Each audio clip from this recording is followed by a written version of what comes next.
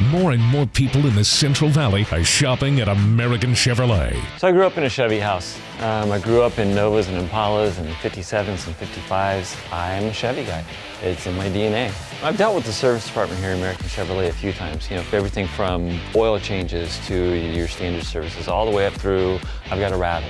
When you get here and you put whatever it is you need in front of the service department, they listen. They want to hear what you've got going on.